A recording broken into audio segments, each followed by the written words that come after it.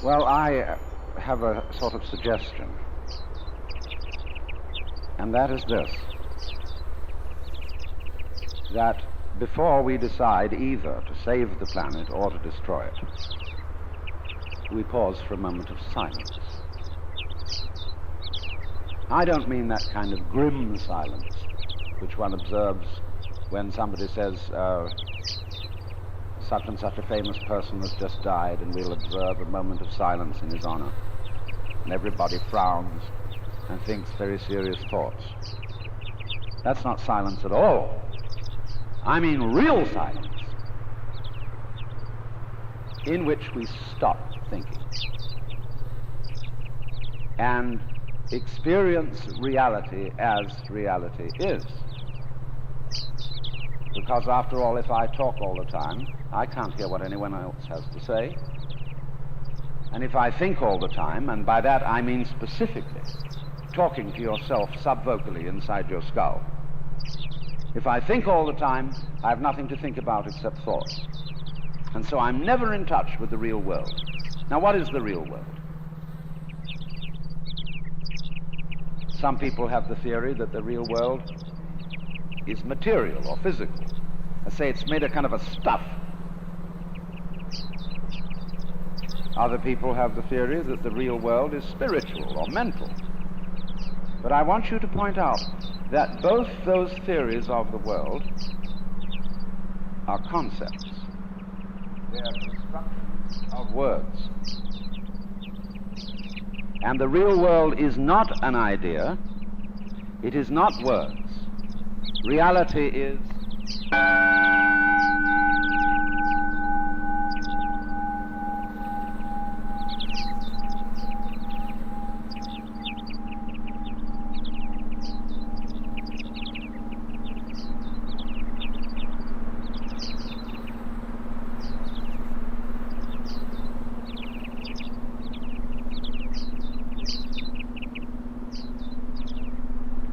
you will find, therefore, that if you get with reality, all sorts of illusions disappear. And I will mention several illusions that have not this kind of existence.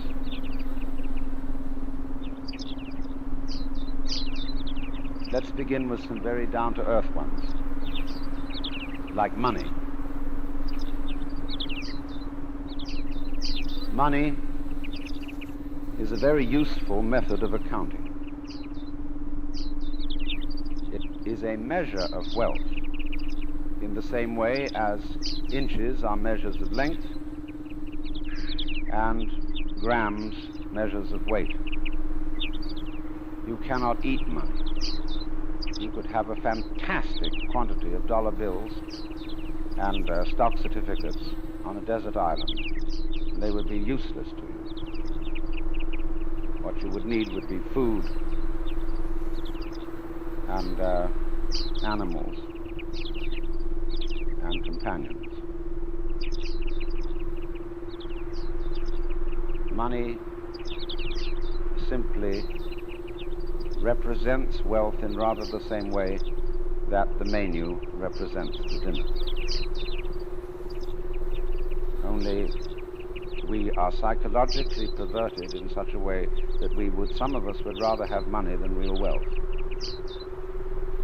But you know, you cannot drive in 5 cars at once, even though they be Cadillacs. You cannot live simultaneously in 6 houses, or eat 12 roasts of beef at one meal. There is a limit to what one can consume. So that's one of the sort of confusions I'm talking about. Another is that we confuse ourselves as living organisms with our idea of ourselves. That is to say, with a conception of myself which is called the personality or ego.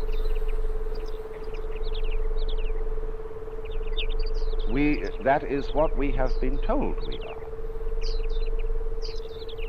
And it's an extremely crude and limited conception of oneself.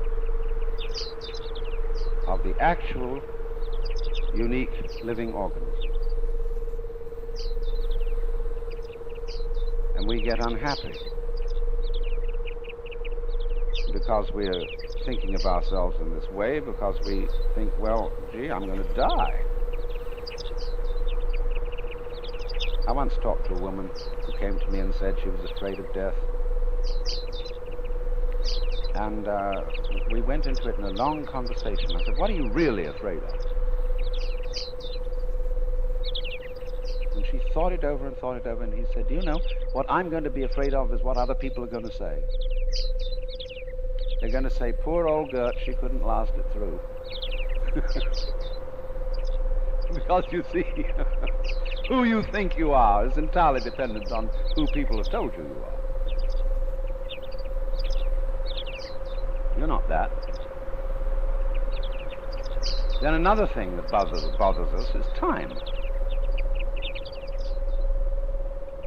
Most people nowadays say, I have no time. Of course you don't. Because you are not aware of the present.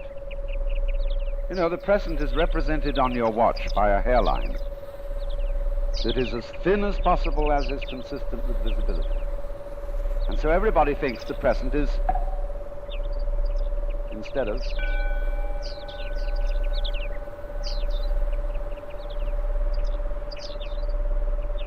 now, the present is the only real time. There is no past, and there isn't a future, and there never will be. We think ordinarily of the present as an infinitesimal point at which the future changes into the past. And we also do a terrible thing. We imagine ourselves to be results of the past. And we're always passing the buck over our shoulders, like when God approached Adam in the Garden of Eden and said, hast thou eaten of the fruit of the tree whereof I told thee thou shouldst not eat?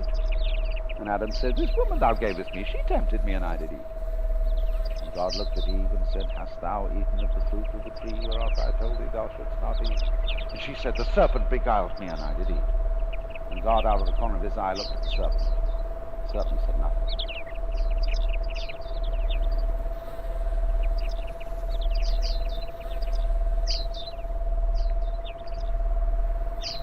So you see, we're always passing the buck.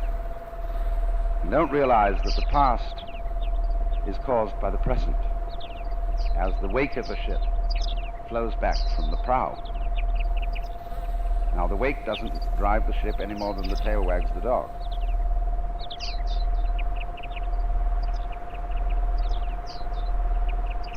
But we've all got excuses. Well, my mother had a fit while she was carrying me in the womb. They didn't bring me up right. And then they go to the mother and say, how is it that you could have been so irresponsible with your children? And she says, well, it was my parents didn't bring me up right either. And so everybody passes the buck. But the truth of the matter is, it all begins here. This is where the creation begins. And you're doing it and won't admit it. Because, of course, you're all God in disguise. Jesus found that out, and they crucified him for saying it. So this is a very odd thing for Westerners to understand, and particularly for Americans. Because we are so fixated on the future. When we say we want to put something down, we say it has no future. Well, do you? Much better to have a present. Because if you don't, it's useless to make plans.